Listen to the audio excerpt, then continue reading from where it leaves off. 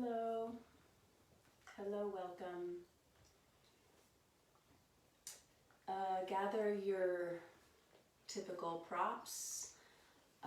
We'll see what we end up using, but for sure have a blanket, belt, and a block or two nearby.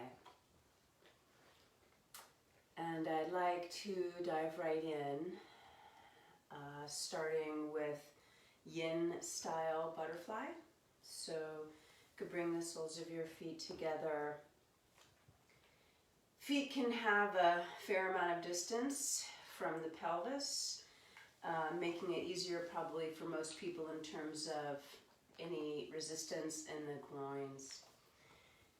And coming forward, if that appeals to you, if you don't want to start with a rounded or a flexed spine, you could lay right back like Supta Baddha Konasana. We might call it supine butterfly. Otherwise, come forward. I'm going to start gentle here, supporting my head in my hands and my arms on a block.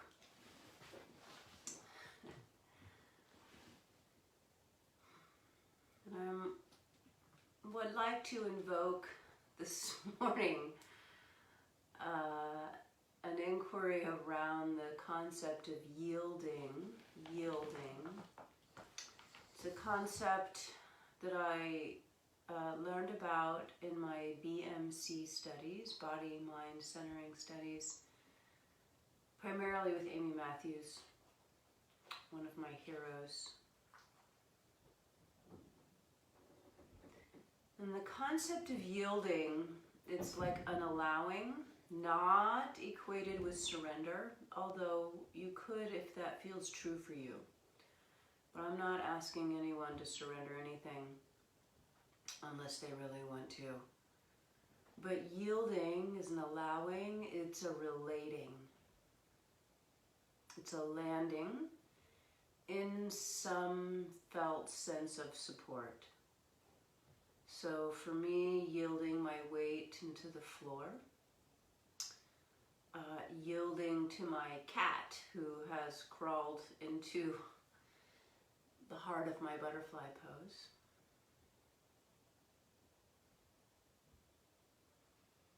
Yielding the weight of my body, the weight of my head into my hands, the weight of the elbows into the block, and the block's pressure on my ankles, and the pressure of my feet into the floor.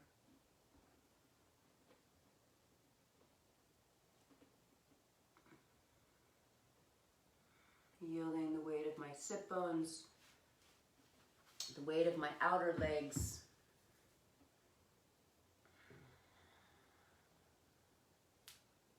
yielding the exhale down to the sit bones.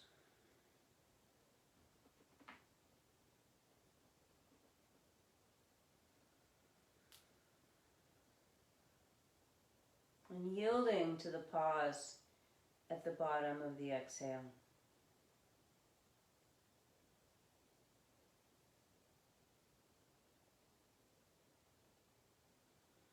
And as I mentioned on Saturday's class, this idea of relationships within us and outside of us, the outer cosmos, the inner cosmos.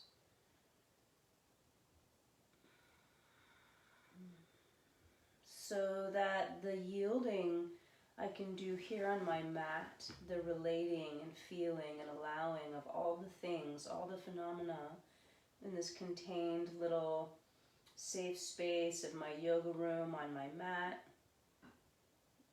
ideally, in theory, can encourage and cultivate the capacity to yield to the bigger phenomena of life, like going into week 7 of shelter in place, of very limited income,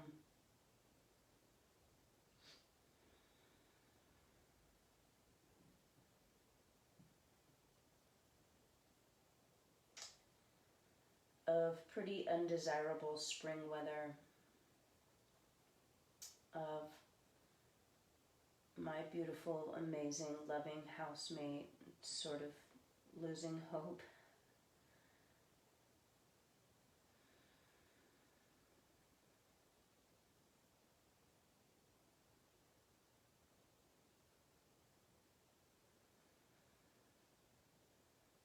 let's take a moment here, and perhaps you're doing your own inventory of what you're yielding to in life.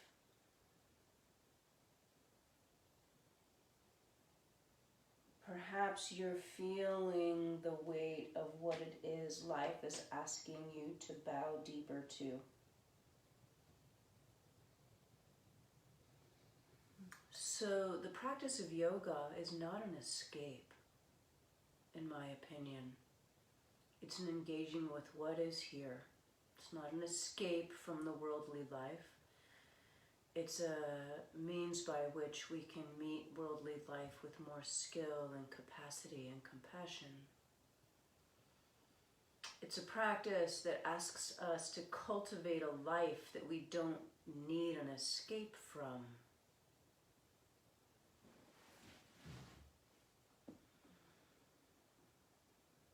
Follow the next 5 breaths, and I invite you to hold at the top of the inhale and at the bottom of the exhale. And if you know the organ pairs, if you know the paired organ relationships through the lens of Oriental medicine, then you could visit the yang organ on the inhale, hold, and visit the yin organ on the exhale, hold. So 5 breaths, 10 organs, 2 pairs. And if you don't know the organ pairs, then just work with your breath and love and bless your organs and visit each one and invite them to glow and vibrate with health. Here we go. 5 long, slow, deep breaths with retentions, top and bottom.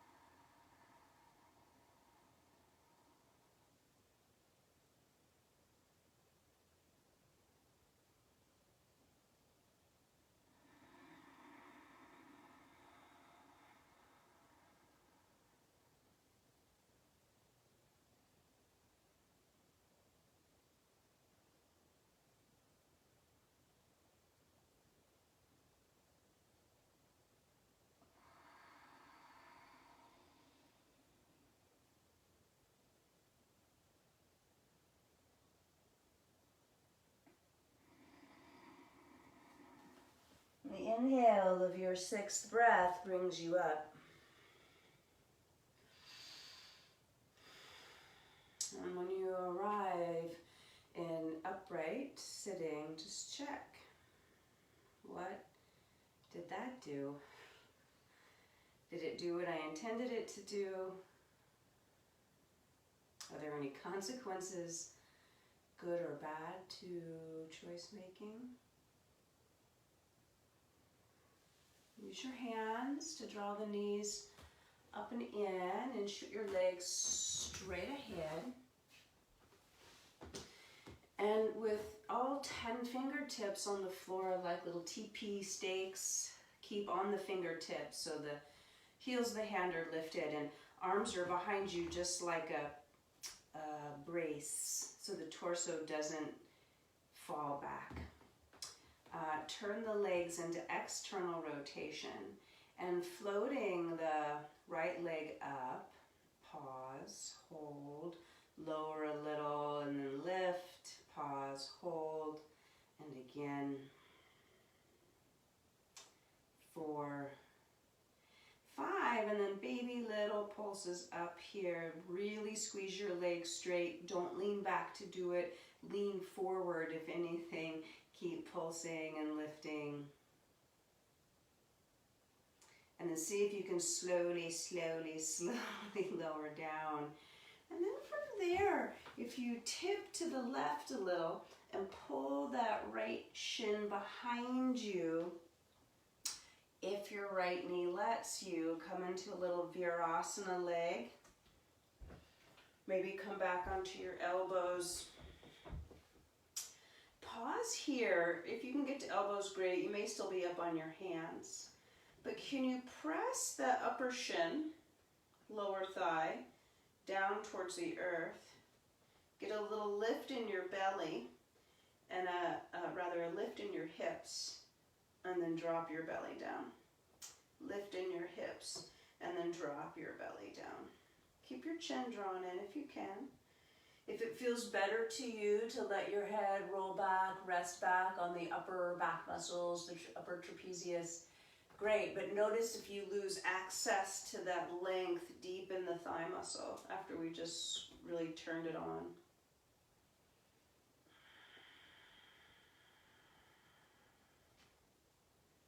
From here, of course, if you can go all the way back, go all the way back. And then I invite you to follow 3 breaths where you hold the exhale, and you try to lift the abdominal viscera up towards the heart and lungs. Ideally affecting the psoas. 3 breaths. Hold the exhale, updraft the organ bodies. Begin.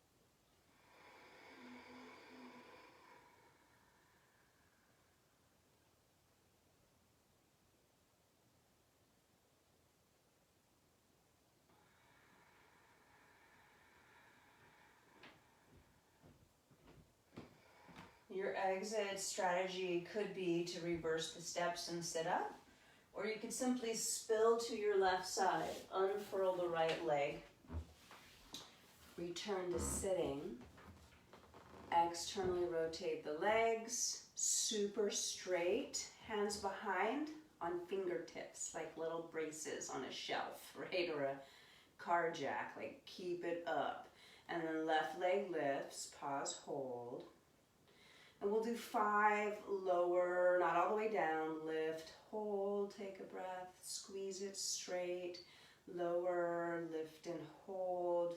That's 3, squeeze it so straight, don't lean back, lower, lift, this is 4, and then lower and lift. And this last one, little pulses up and up and up and up and up, and heart is up, and collarbones are up, and navel is up, and the sit bones are down. Holy moly. And then tip to the right, tuck that left shin behind you. And you could stay sort of tipped if this is doable and your knee is happy and everyone's happy. but the event in which you get more square on your pelvis, the happiness dissipates. So yield to whatever sensation you have there. Let it unfold in a way that's manageable, healthy, tolerable, digestible. So reaching upper shin, lower thigh towards the floor, even if your hips come off the ground. You could put some support under your butt. You could be way up here on your hands. Make it doable. Hips up, belly down. So create like a hammock in your abdomen. I'm going all the way back. You might not be. 3 breaths. Big full inhale and the exhale all the way to empty. And adding exhale retention at the bottom. And it's called Uddiyana Bandha. If you're not aware of the technique, you updraft all those organs. You like draw the energy up. And we're attempting to get a little more access into the deep, deep muscle of the hip and leg, the psoas muscle. Begin.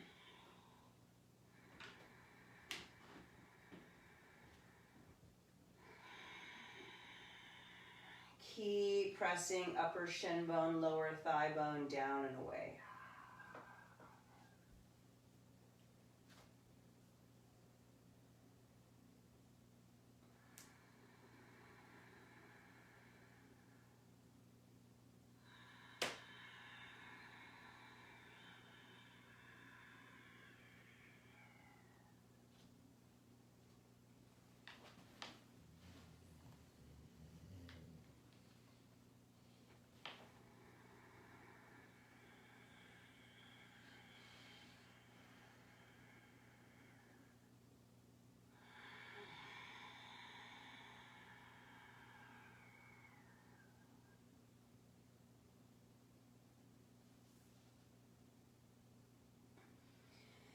After the third exhale retention, feel free to tip to the right.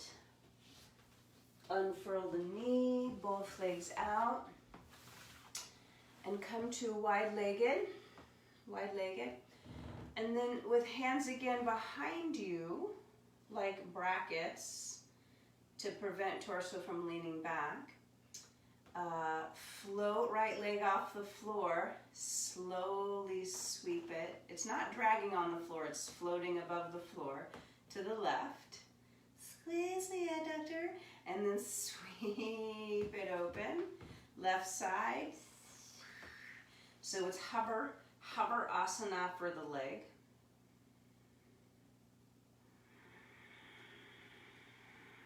Landing when it returns to its starting point, first leg. Get the updraft of the organs, lift the pelvic floor. I like pointing the toe. I find it easier. Well, is that true? Is that the true? So you decide if you like a pointed toe or flexed. I might like the pointed toe better, and I'm just not sure why.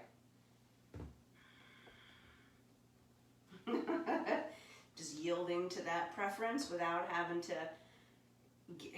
Why? Why is so overrated sometimes? Just is.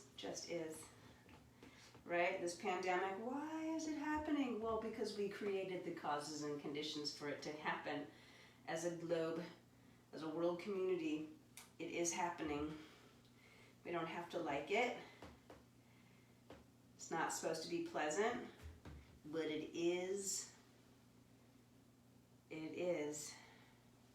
Okay, now after left leg finishes for the second time, land both feet. Turn to the right leg and tip to the outer hip. So right leg turns out, left leg turns in. And then wrap your torso around to the right. I'm on fingertips. Reach through both toes, both sets of 5 toes, like a dancer, like Baryshnikov. Really long and strong. And then wrapping the torso around to feel, find, engage with the length from left toes to left nipple. And maybe you can wrap that around to the right shoulder.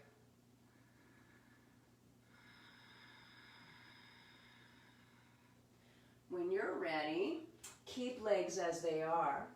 Walk torso around to the left towards that right leg. I'm going lower with my bod. And as I get closer and closer to the right leg, slowly letting the legs roll to neutral. So eventually left sit bone lands on the ground. Now I'm dorsiflexing at the ankles and finding this like Parshva Upavista Konasana shape.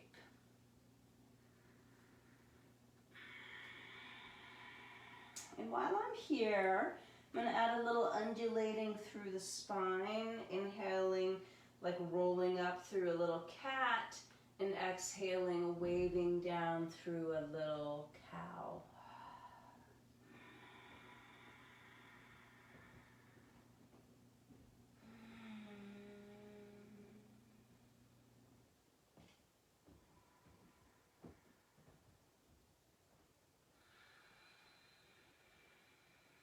And stay low, sweep across to the left, let the legs turn. So outer left hip, and you might be way high up. Doesn't matter the level that you can fold forward. What matters is your ability to relate to the suggestions, right? So if you can, get more to the outer left hip, inner right hip. I'm going to point toes. In fact, I'm even trying to turn the right leg, the back leg, onto the toenails.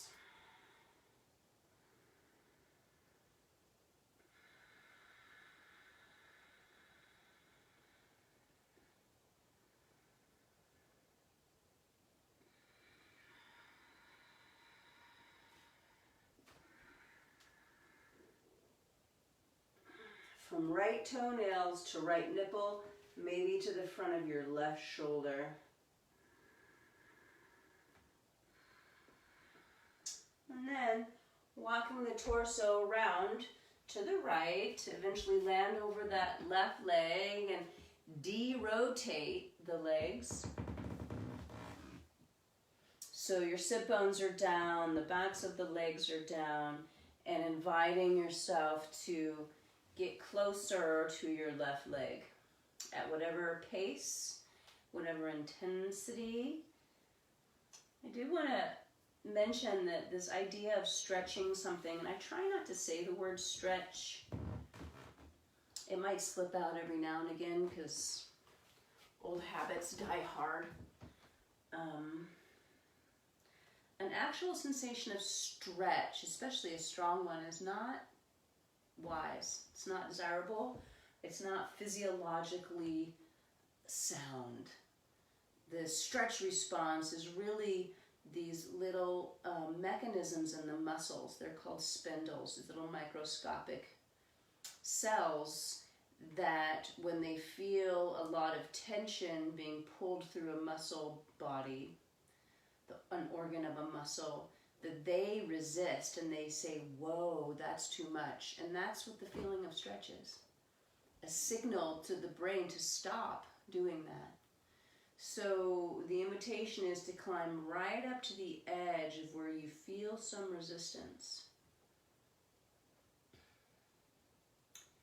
Pause there and yield the effort, yield the energy to allow those tissues to respond. So it's like you walk right up to it and say, would you mind going a little longer? And at first it might be like, yeah, just give me a second. Right? So there's this conscious relationship. You're in a relationship with the process. Torso comes up. Slowly draw the two legs together. I'm going to come towards the edge of my mat and then slide them open and then bring them together. And then slide them open and bring them together. And slide them open and bring them together. And then from here, if you can, if you lean forward, hands forward, hollow the belly back, can you lift up both legs and do just like little pulses? 5, 4, 3, holy crap, 2, and then down you go. And then I invite you to simply come and lay back. Take your arms overhead.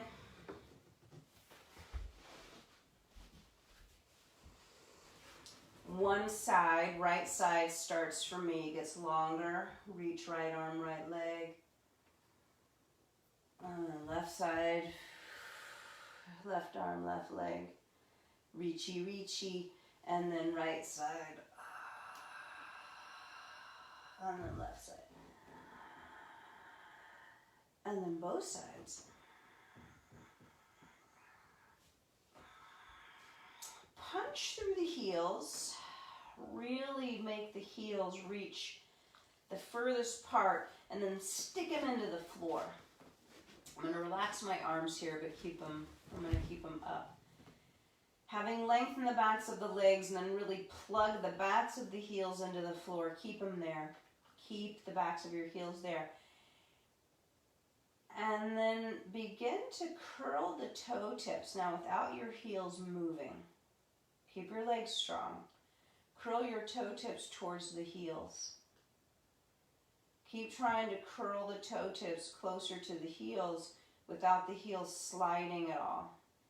And you may very well get some significant foot cramping.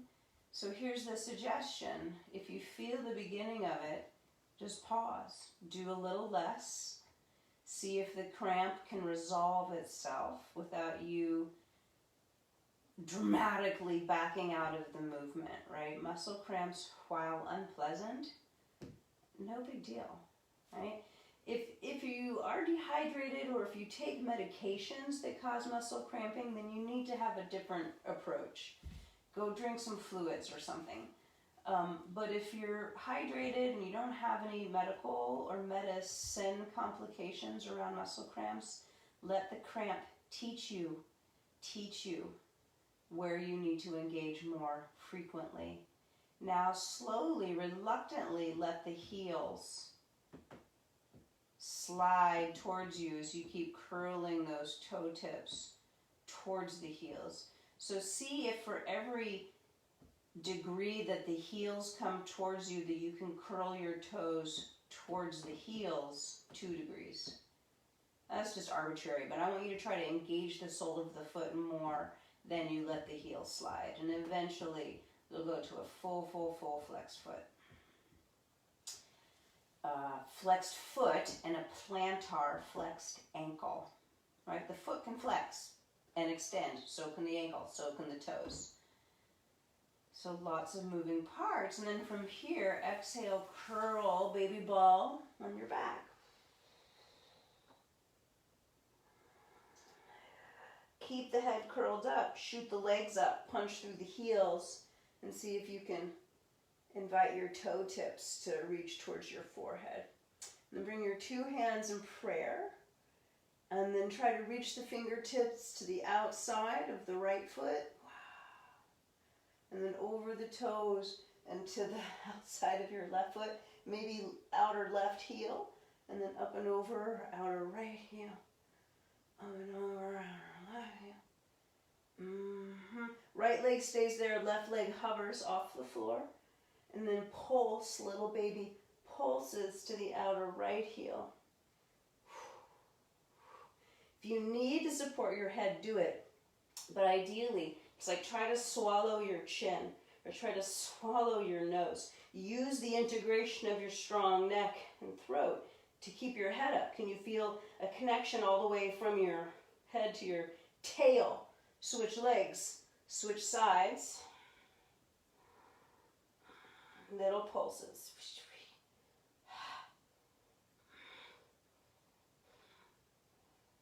Legs like vectors. Reaching forever. For 3, 2, both legs up. Hands behind head, head and elbows down. Soles of feet together. Try to take toes to forehead, and then shoot the legs back up and go for a slow leg lower. Now how far the legs go is up to you. Keep a constant shape in your spine when the legs lower. So if the legs lower and your lumbar lifts, you're completely missing the mark, right? So you could bring hands down, that'll make it easier. And then toggle between toes to hairline with knees wide here, and then legs going long.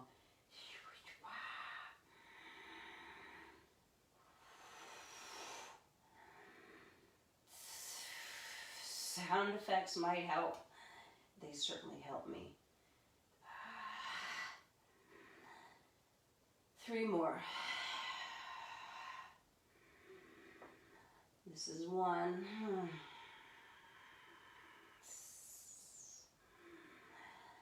This is 2.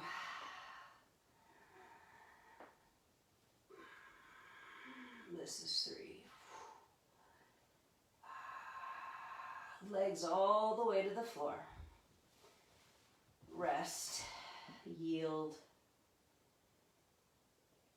review or receive whatever feedback you get from that.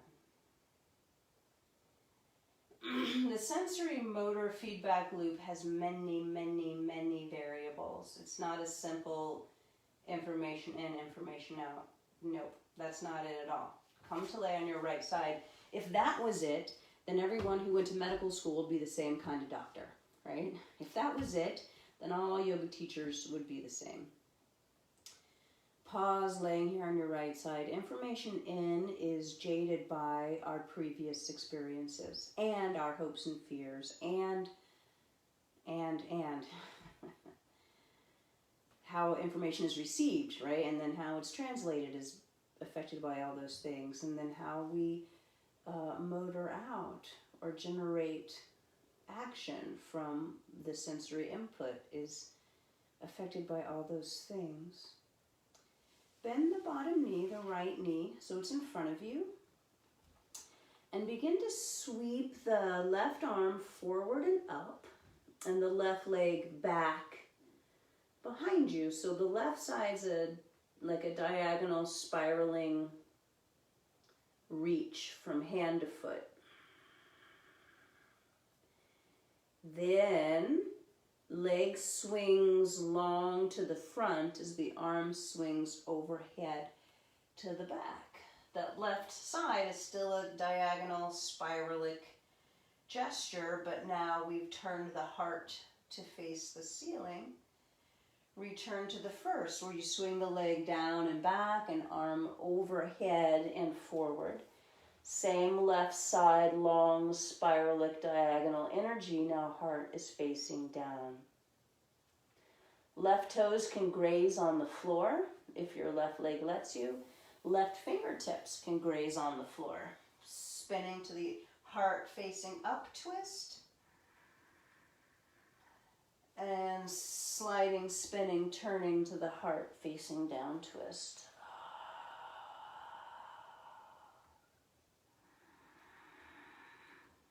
Couple more.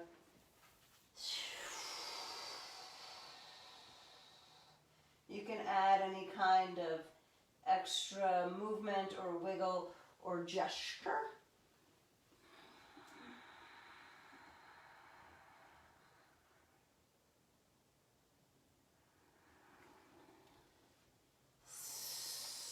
Last time you land with the heart facing up,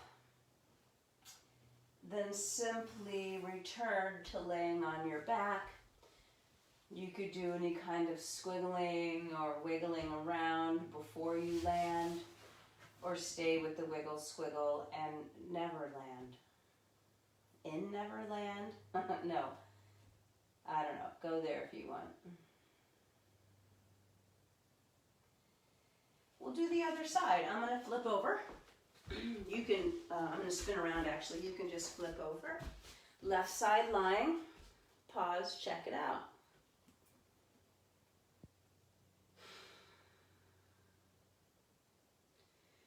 might be dramatically different than right side lying. Ideally, you can use your left arm as a pillow, but if your left shoulder resists that, then insert some pillow type object, even a yoga block counts, and you can thread that left arm right in front of you. Let's bend the left knee in front of us. Right arm sweeps over in front of you and high, hand on floor. Right leg sweeps low and behind you. So spiralic, diagonal right side. Fully integrated, right? So the arm and the leg move as like a unit.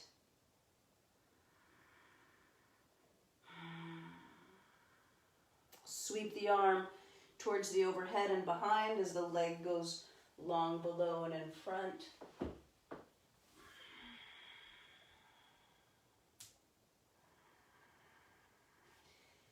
And I'm simply deciding to turn and twist in terms of my rhythm and my timing, just based on what I'm feeling, right? On my breath, on the responsiveness of my tissues. I feel called to stay in the heart turning down position on this side more, because I get a lot more feedback that feels valuable to me here, a lengthening, a spreading, a releasing. And the engagement in theory sort of stays throughout. There's a constant lengthening, gentle recoiling, a re-lengthening.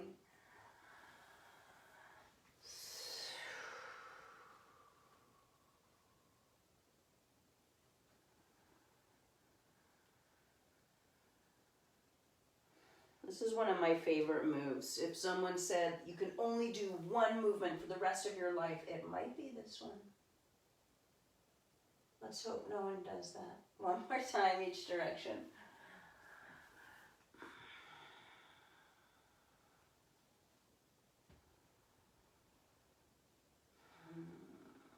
And then you'll eventually land on your back.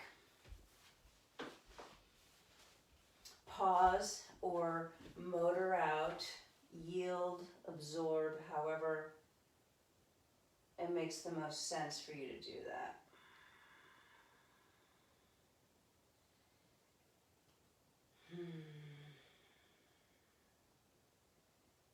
And while we're here on our backs, you can have knees bent or legs long, your choice. I'm going to go for long legs. Catch opposite elbows.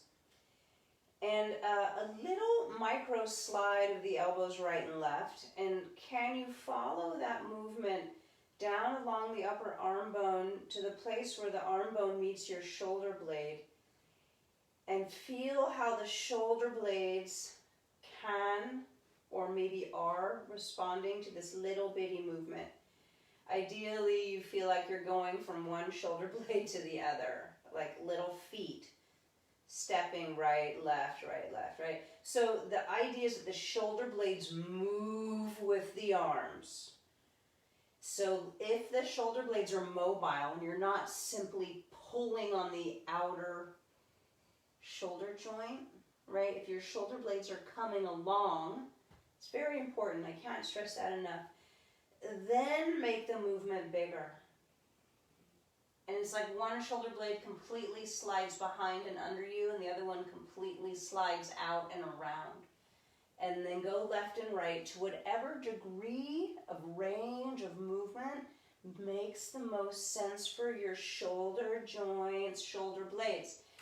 And then opposite rotation of the head. So when the arms go left, whether they go a little or a lot, turn the head to the right.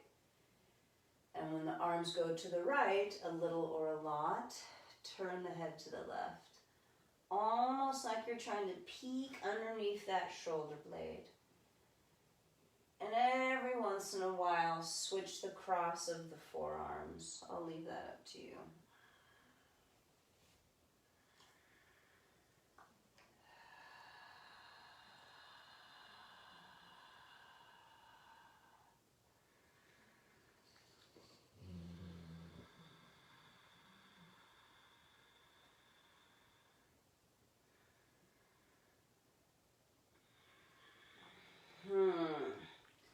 Then from from here, start to let this go.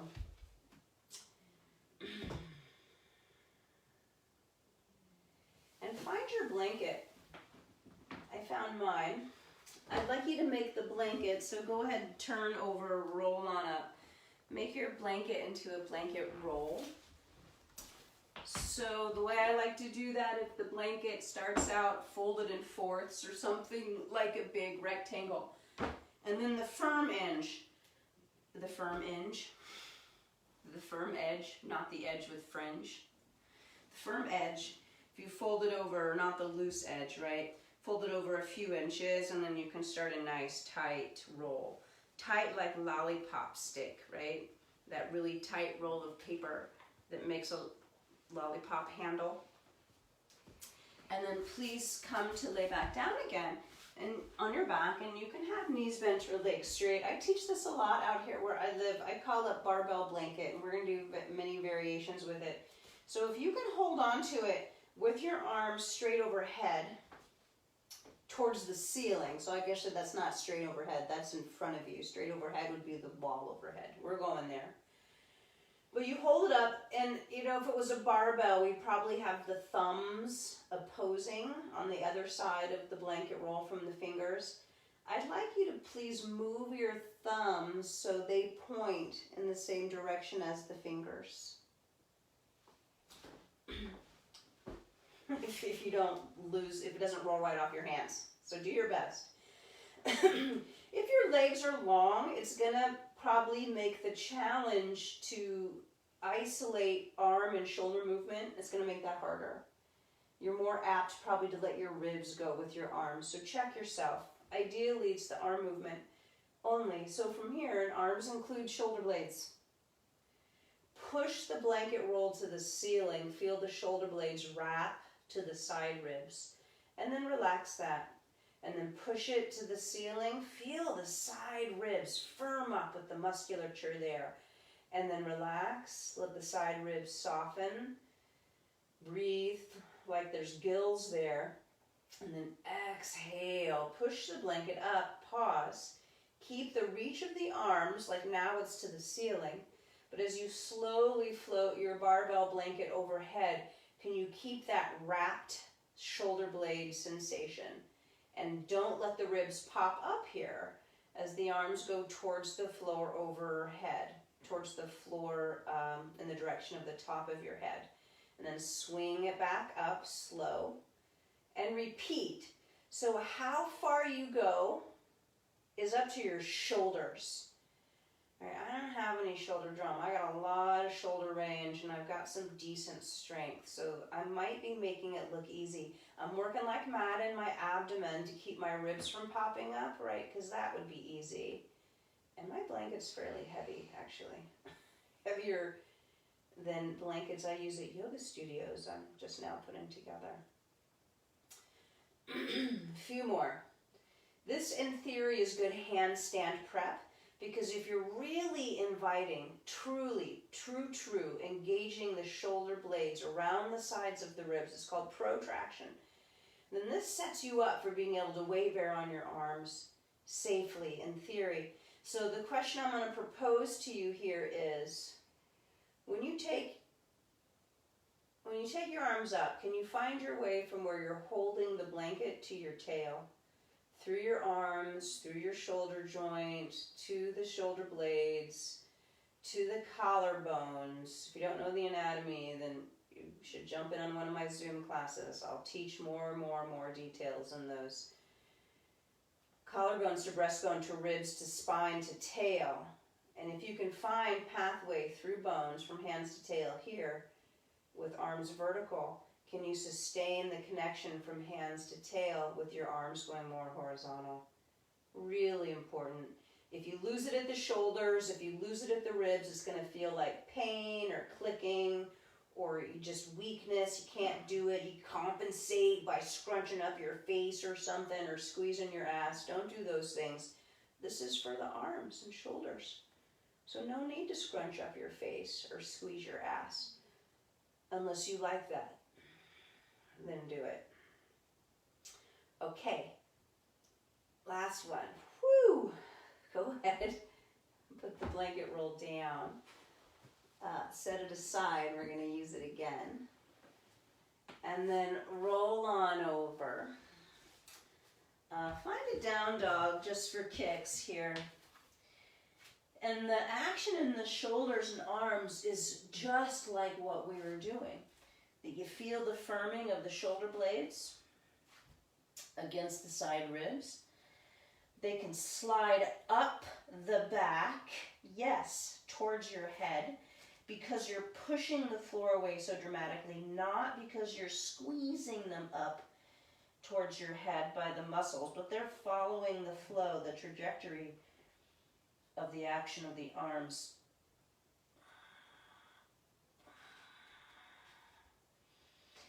Take a wide stance. So widen your stance, feet come off your sticky mat. Walk your hands back towards your feet. Bend both knees. Can you keep your 10 toes straight ahead? And bend your knees a lot so the top of the head, like an elephant trunk, can dangle or hang towards the floor. And I'm just bouncing, shimmying a little. I'm not actually bouncing. My feet are firmly rooted, but I'm shimmying and undulating right to left, letting the spine sort of wiggle like an elephant trunk.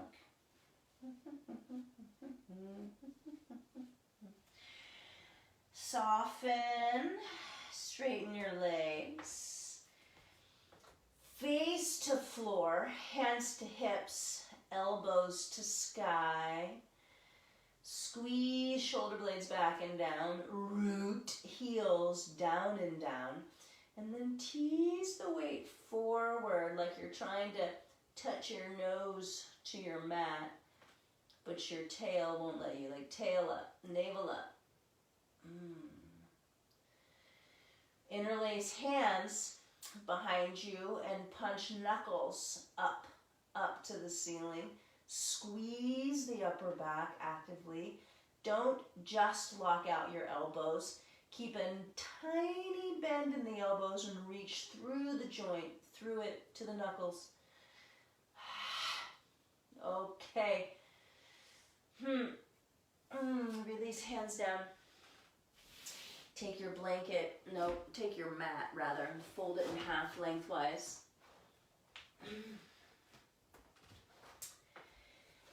And then from here, I'm going to ask you to waggle your feet a little bit closer together, hip width or wider, and come on into a squat. And take your time, if you're on the balls of your feet, to start and actually pump the ankles a little maybe. So you go into plantar flexion of the ankle and then dorsiflexion of the ankle.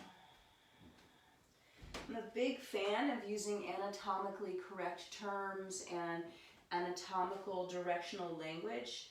I would like to educate the people who are interested in my work as to what those terms are, because there's already a common language.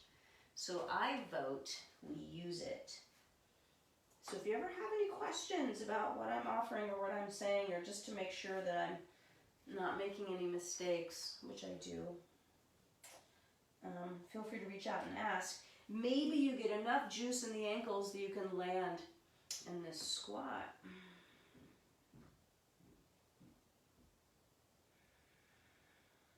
Pause for a moment. Once the squat becomes a little more stable at the base, the ankles can maintain, the hips can maintain, knees can maintain. Then can you lift the pelvic floor? That's important because the shape really forces the pressure down through those abdominal organs. So lift pelvic floor. Let's practice to not have to deal with incontinence later. Thumbs up to that. Top of head opening to sky like a halo. Back of heart wide like wings. And front of heart open like a spotlight, like a searchlight.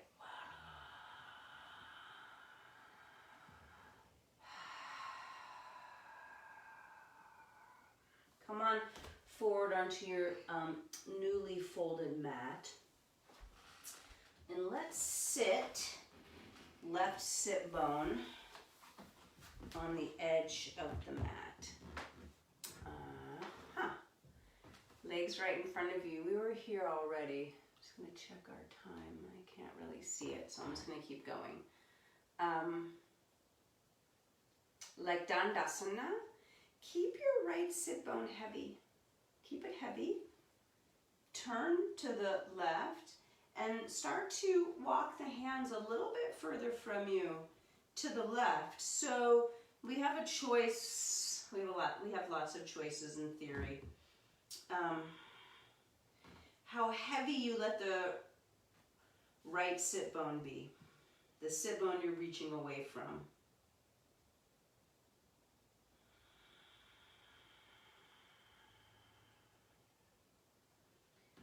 So I'm intending to let mine stay heavy. In fact, I'm dropping weight into it and then sort of releasing that. So I'm yielding the weight down and then relaxing that.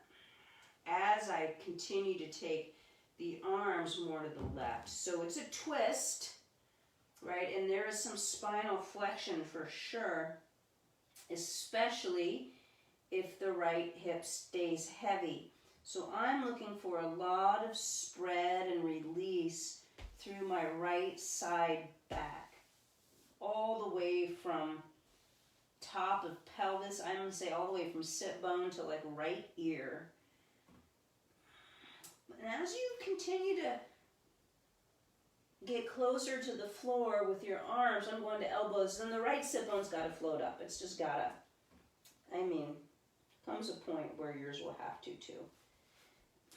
So then you decide like how much you want to bring it along. That will give you more spinal extension with the twist. Trying to keep the feet, together-ish. Or how much you want to leave that sit bone back there brings you more into flexion.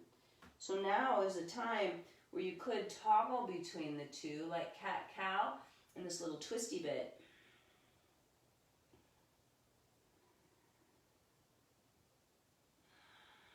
From here, you decide when, but go more towards a spinal extension, where you bring the right sit bone with you. And now come onto the outer left leg and float your right leg up in the air. You should still be at a 90-degree angle from your hips. All we did was tip over that Dandasana shape. Swing right leg long behind you, hovering. Keep it neutrally rotated, so kneecaps straight ahead. And when you swing it over the left leg, the kneecap is shining the same direction that your head is pointing. Adjusting my left hip for a little bit better access. Swing leg long and then bring it forward. And then long. And then forward. This time, leg swings long, leave it back there. Point the toes, plantar flex the ankle, heart forward, face forward. Start to coil up that left leg. Bend the knee towards you, sort of bringing it under you. Let the right inner edge of your big toe land, inner edge of right big toe land, and reach that foot away so much that the whole action, left knee coiling under you, right leg reaching away from you, pulls you into a pigeon of some sort. You could stay down with your elbows, forearms on the floor. I'm coming up. I want more length in the front of my right hip.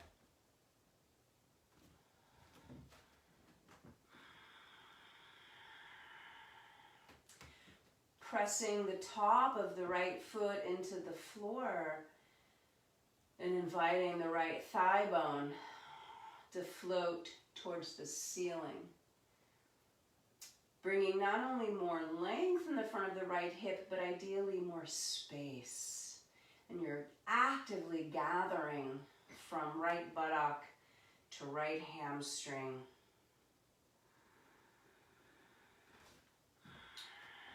Remember, big toe to pubic bone is a line worth lengthening, finding. So right big toenail on the floor, but reaching away from you. Pinky toenail also trying to be on the floor to keep the leg turned in. And keep lengthening that inner leg away and away and away.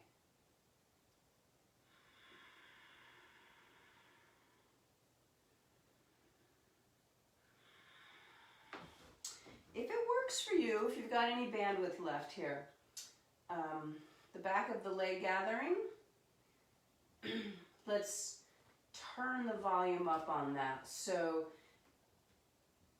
right toe tips, trying to curl towards your own right heel bone, and then invite a knee bend and try to bring your heel bone towards your sit bone towards your knee. Really shorten the back of that leg. And again, you might get a muscle cramp, so that's information, like where are you weak or underutilizing your hamstrings. Hips should stay heavy. In fact, that right hip should get closer to the floor when you do this, not pop up. So if your right hip popped up, undo and then redo.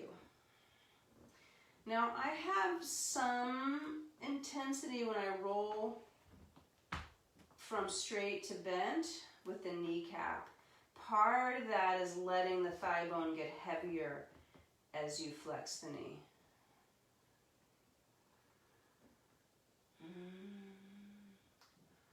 All right, bow forward, unfurl the leg. Let the left hip land. Sitting up and stretching both legs, or reaching rather. See there, I said it and I didn't even mean to. There's nothing stretching here. Reach both legs away from you. Pause in the Dandasana. If you want to do a forward bend here, you sure can. To unravel, unpleat the back of your right leg.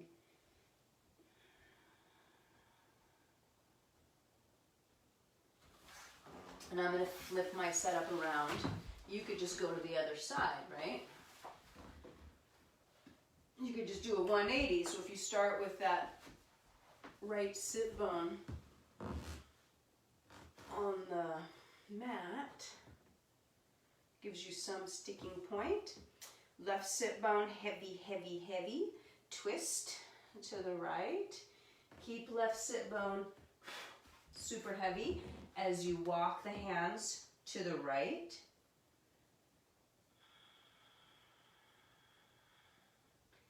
Now again, we've got the second side, its own karma to deal with, plus the fact that it's the second side and the first side is all loose and juicy and this side is like, I don't know, tight and crabby, you know, it's different. How much you let your left sit bone float up or drip down is up to you. I'm going to elbows here, trying to keep my feet somehow in relationship with each other. They're like trying to have their little rendezvous here.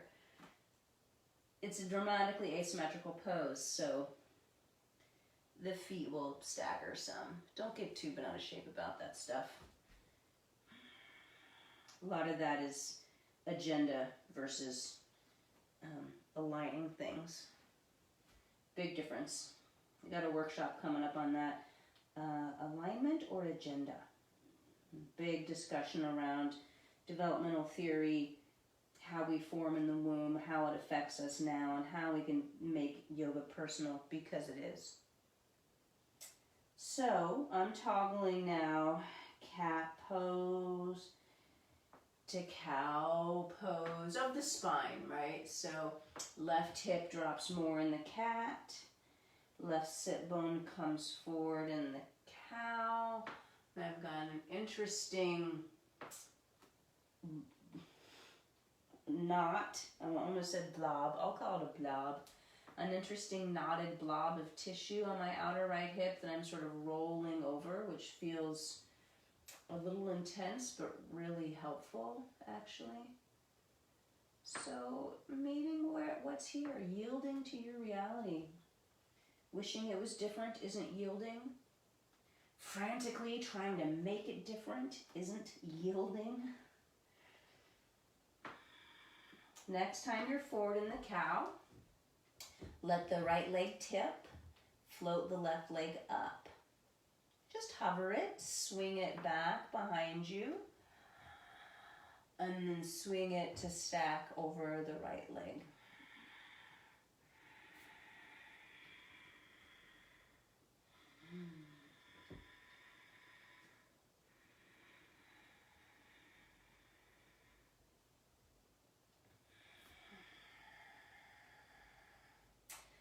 Next time it swings back, pause, hover it, start to coil up your right knee. Land the left big toe, inner edge, maybe top of left big toe, and the reach of the left leg forever, and the coiling up of the right leg. Do your best to build your easiest, most loving pigeon. Maybe it's not your easiest, but let's make it our most loving. Why not? You can stay down in more of a forward bend. I'm coming up, inviting more length through the front of my left hip because that's what I feel like I need today. And most days, actually, opening the front of the hips for me is a regular invitation. It's a standing invitation.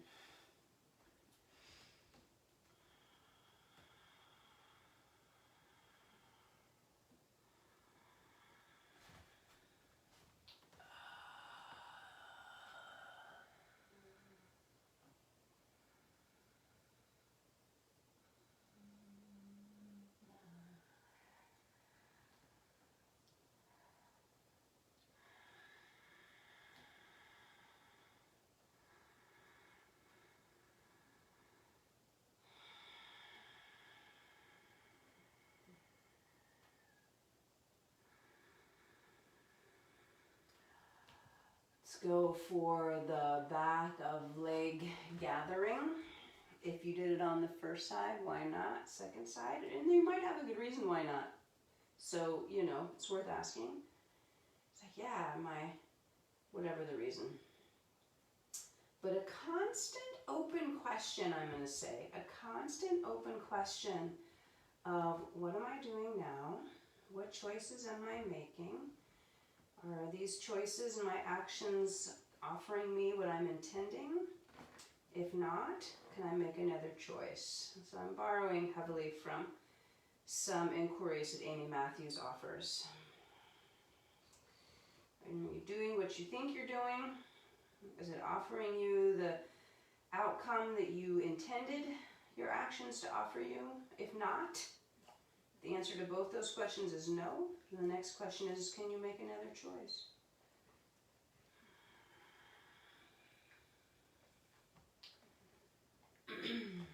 Down dog. And in your down dog, you can address your mat in the same way we did before. So widen your stance, unfold your mat. Down dog on your mat, and maybe you want plank and then up dog. If so, go for it.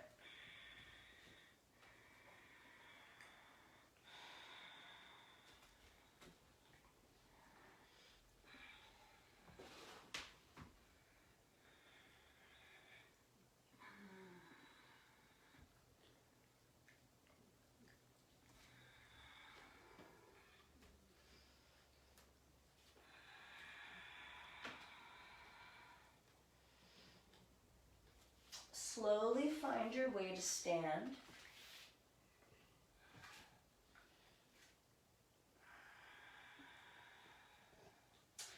Grab your blanket barbell on your way.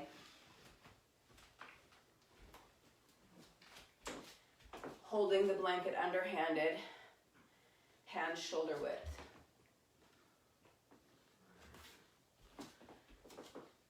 Feet right under you, actually a little wider than hips.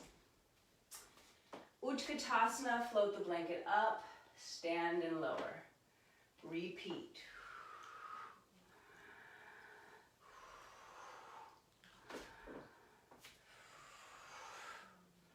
You could keep the blanket up there.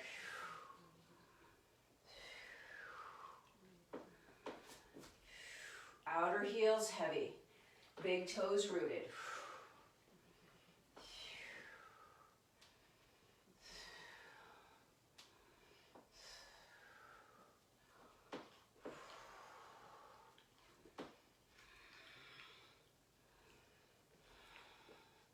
I'm going back to pulsing the blanket.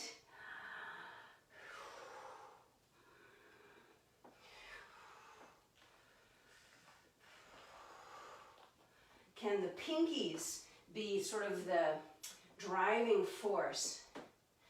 Can you spin the pinkies up into the blanket more than the thumbs?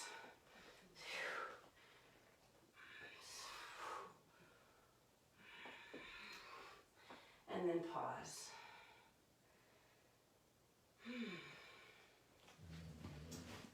Can you hold the blanket behind you? Also underhanded. 1 foot steps forward, 1 foot steps back. 10 toes straight ahead. Bend the front knee and come onto the ball mounds of the back knee. And this knee drop lunge. Hold the knee drop lunge and pulse the blanket back and up. 2, 3, 4, 5. We're going to do 10. 1, 2, 3,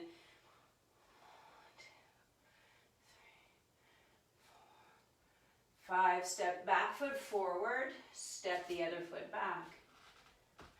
Knee drop lunge, 10 pulses.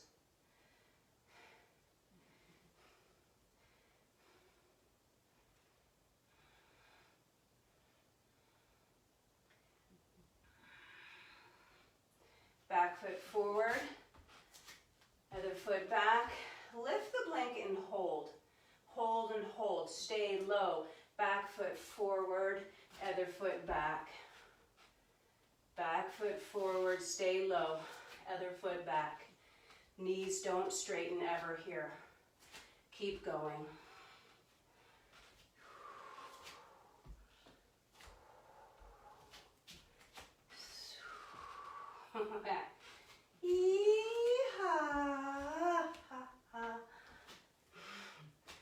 Let's say 2 more each side. So that's 4, 3, 2, 1. Well, I'm going to do 1 more on my other side. Okay, lose that thing. Pause and stand. In fact, float the arms out and up like V shape. Palms forward. Step feet wide like star shape. And simply breathe. Express through the outer line of the limbs, pinky and pinky toes. Further, stronger, more. Pinky tips reaching higher and wider.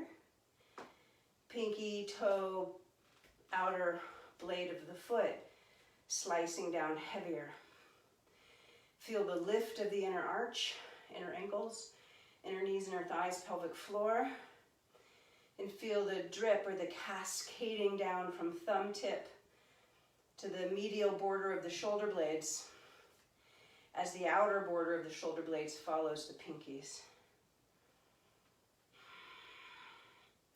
Put your thumbs inside your fingers and make fists. Stay here, keep punching, pinky side still lengthening. Breath of fire. So it's in and out the nose with belly pulses, so that pushing back, snapping back at the belly muscles pushes the air out.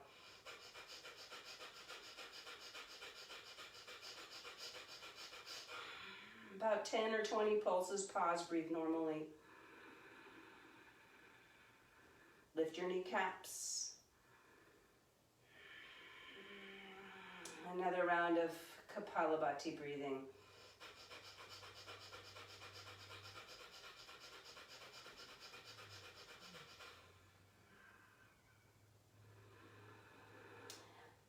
pause, breathe normally. Bend your knees, turn your heels in, toes out. Bring your arms down, hands on knees. And shrug the shoulders up by way of sinking your hips. Elbows are straight, I'll say locked out, right? No real effort in my arms. If that hurts your elbow, don't do it. Right, add a micro bend. A little sway to take the edge off, and then dipping one shoulder at a time towards opposite knee.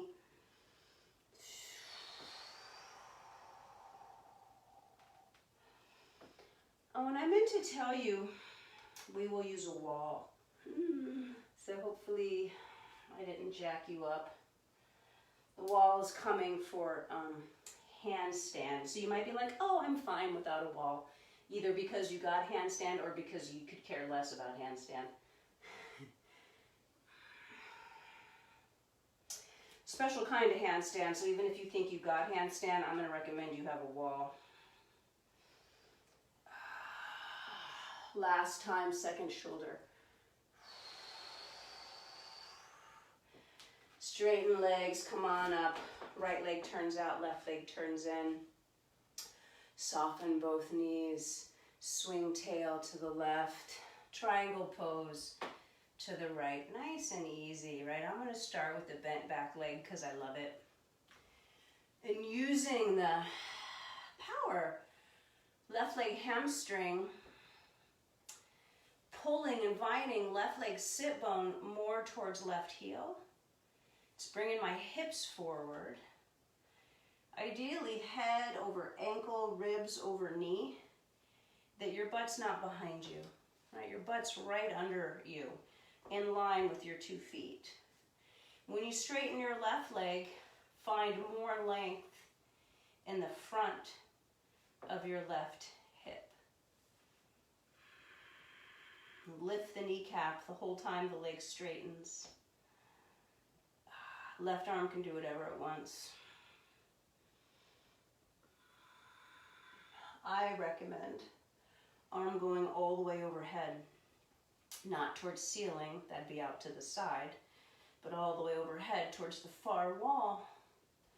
You could look at that hand if you want, if your neck lets you. Should still be able to swallow. And if you can't, look at your hand with your arm overhead. I recommend spending some time unwinding your neck. You've lost a significant evolutionary step if you cannot look at your hand overhead. And what happens if you have to pick fruit from a tree and that's your only source of food? Up we come. Switch sides. Casually, lovingly. Keeping back knee bent.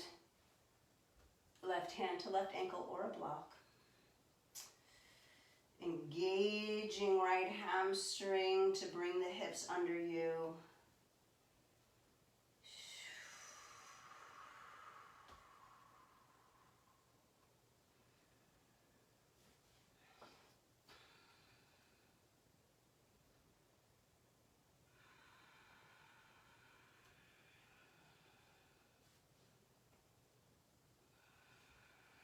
Eventually straightening back leg.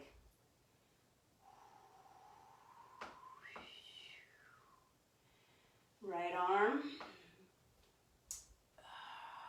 wherever you want to place it, I recommend full shoulder extension, so the arm goes overhead to the far wall. Maybe you can look at it. And if it hurts, like here is not the place to unwind the neck. Keep your neck happy here. And if you have known limitations, then set aside some time to free up your neck. And other gentle, easy ways where gravity isn't such an obstruction here. Gravity's being, is playing a big part here. Come on up. Step or hop your feet right together. Find your way to the top of the mat. Go through both your dogs if you want them, or just stand here, or do a chair pose, or simply meet in down dog.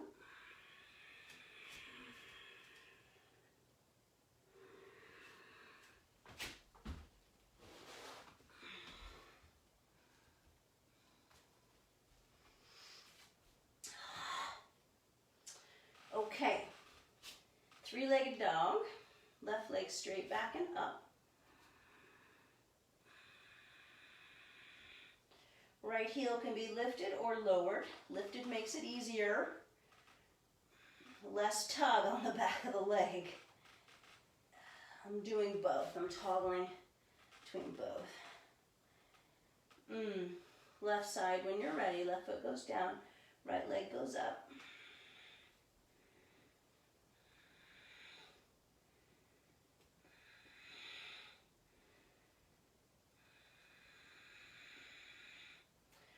Right leg goes down. Walk hands back to feet. So I have to go pee pretty bad, so I don't know how well this is going to work out for me. We'll see. 2 choices, 3 choices. You could stay in your forward bend. You could go back and forth between dog and forward bend. You could just watch. That's already 3 choices. Here's what I'm inviting. Exhale into your forward bend. Hold the exhale out. Step your hands a little bit forward, look forward, tiptoes, and then float your feet between your hands. And then right here, halfway up, inhale. Exhale, fold. Hold the out breath, step the hands a little bit forward, tiptoes, float feet to hands. Inhale, halfway up.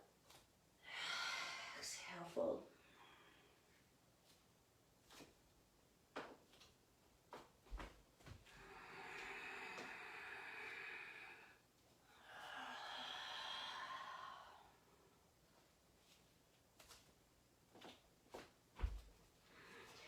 Come rolling on it. Find your little bit of wall. I'm going to turn my camera. Okay. So the special handstand is a one-handed handstand. What? We're not going to start there. We're going to do a two-handed handstand and then play.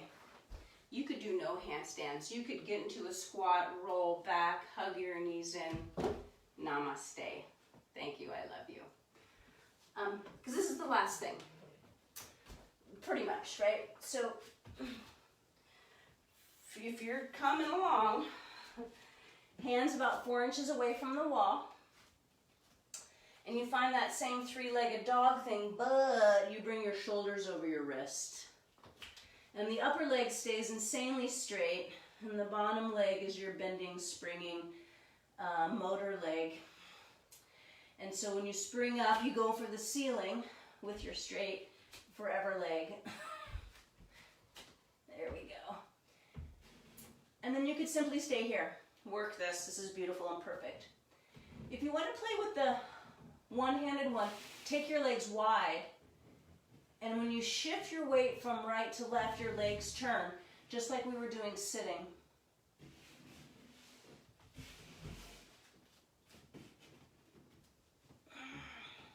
You get all your weight over one hand. You hold the earth down and fingertips of the lifting hand first, and then maybe that hand comes off. I did my easy side. I'm going to do my hard side now, which might not go as well. So feel free to watch me fail. I'm 100% okay with that. I think brands are bullshit. Authenticity is my brand. I fail sometimes.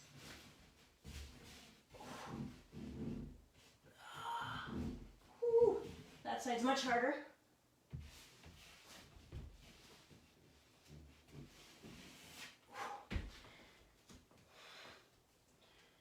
Give it a go if you haven't. Pausing in my squat, slowly rolling down, landing in the hook line position, knees bent, torso on floor. My arms are up and wide like a V shape out to the sides. I'm going to let my feet be wide as my sticky and tip both knees one direction. Get a little extra reach through the opposite side arm. Let breath and body settle. Switch knees to the other side at your leisure.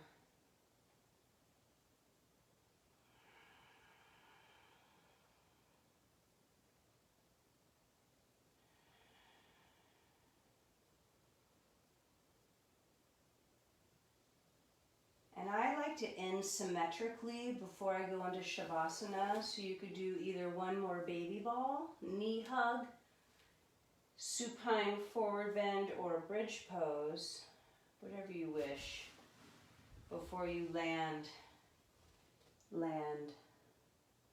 in resting, Shavasana. You got your handy blanket roll there if you want to support behind your knees.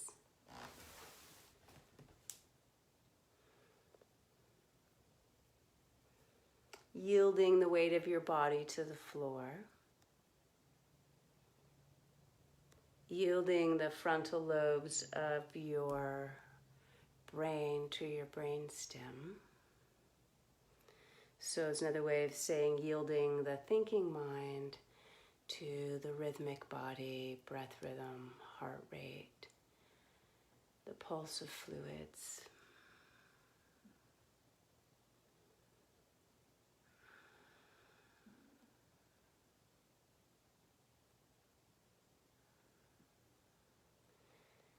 And I invite you to allow whatever is here with you to be here, unadulterated, untranslated, unmanipulated. Just see the clouds of thought or the clouds of feeling or the beams of clarity or the sunbeams of inspiration, whatever, tears, laughter, fatigue, whatever is there, just let it wash over you like ocean waves, breath after breath. Just keep doing that.